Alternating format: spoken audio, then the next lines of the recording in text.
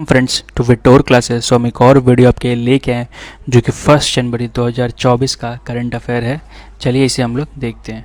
पहला है global family day celebrated annually on 1 January sets the stage for new year with the message of unity love and gratitude for families we hold dear. In 2024, the day holds increased significance, emphasizing the importance of connection and solidarity in a world adapting to changing realities. मतलब basically यही है कि 1 जनवरी को इसलिए मनाया जाता है family day कि आप शुरुआत कर रहे हैं तो अपने जो भी आपके आसपास रहते हैं, मतलब परिवार के आसपास जो रहते हैं, वो उनसे बातचीत करें, अपना उनके तरफ जो ग्रैटिट्यूड है ये सब आप उनको दिखाएं। अगला है union minister of fisheries animal husbandry and dairy Sri Purushottam Rupala, alongside Minister of State Dr. L. Murugan, will every participate in events of Sagar Parikrama Phase 10 taking place from January 1st to January 6th at various locations in Andhra Pradesh and Puducherry। ठीक है, तो ये ध्यान रखना होगा कि सबसे पहले तो ये कि ये जो सागर परिक्रमा है ये कहाँ होता है, आंध्र प्रदेश पुडुचेरी में। और इस बार कौन स्टार्ट की मतलब इसको स्टार्ट किया, पुरुषोत्तम रूपाला और डॉक्टर एल मुरुगन। तो डॉक्टर पुरुषोत्तम रूपाले क्या है, यूनियन मिनिस्टर ऑफ फिशरीज, मतलब मिनिस्टर है फिशरीज एनिमल हस्बेंड्री, इन सब के पालन, पशुपालन और डायरी मंत्री। ठीक है, मुरुगन भी वहाँ के स्टेट के एक मिनिस्टर है, उन्होंने पार्टिसिपेट करके। The government of India with the president approval has formed the 16th finance commission in accordance with Article 281 of the Constitution. Dr. Arvind Panagaria, former Boys and Niti Ayog and Professor at Columbia University, will serve as chairman. तो 16th finance commission बन गया है India का, जिसके chairman कौन होंगे, doctor Arvind पानागरिया। ठीक है, जो कि इसके पहले नीति आयोग के वाइस चेयरमैन थे।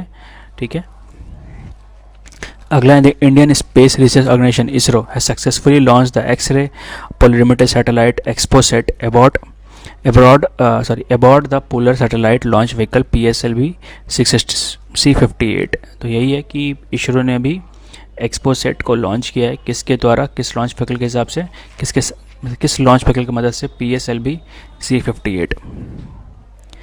The joint military exercise Desert Cyclone 2024 between India and the UAE is scheduled to take place from January 2nd to January 15th in Rajasthan.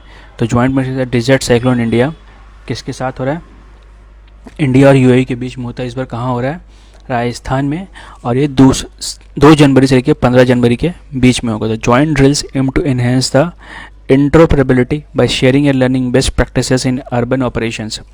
The first ever India UAE joint force exercise occurred in September 2008। ठीक है, अगला है in its anti terrorism efforts the national investigation agency achieved an impressive conviction rate of 94.70% and seized assets worth 56 crores during 2023 with 625 arrests, a nearly 28% increase over the previous year. The NIA displayed a robust commitment to combating terrorism। मतलब बहुत ही अच्छा performance कर रही है हमारी national investigation agency, और बहुत ही कम rate पे यहाँ पे क्राइम्स नहीं कहते, टेररिज्म हो रहा है। क्राइम तो हो ही रहा है बट टेररिज्म कम हो रहा है। अगला है Australian cricketer David Warner has formally announced retirement from one day cricket international. David Warner one day से रिटायरमेंट ले लेंगे। The 2-time ODI world cup winner had earlier declared decision to conclude his test career after Australia's upcoming test against Pakistan in Sydney.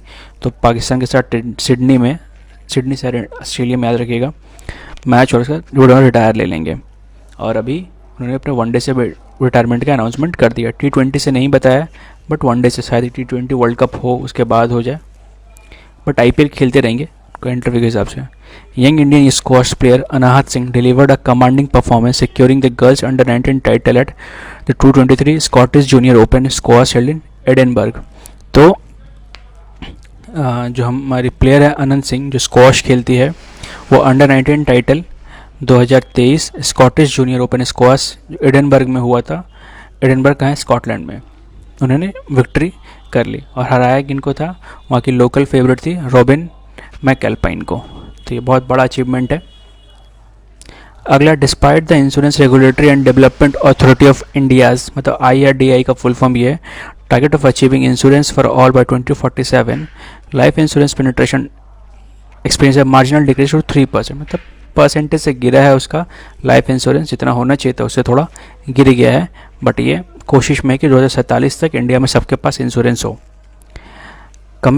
Commerce and Industry Ministry Piyush Goyal announced the government intends to extend the benefits of exporting boosting scheme, remission of duties and taxes on exported products to e-commerce exports। तो e-commerce export पे भी वो जो government का decision है benefits होगा RODTEP का, उसे मिलेगा। ठीक है, तो अच्छा लगा वीडियो तो लाइक करें, कमेंट करें, शेयर करें, सब्सक्राइब करें। देखने के लिए thank you and all the best for your exams friends. Thank you for watching.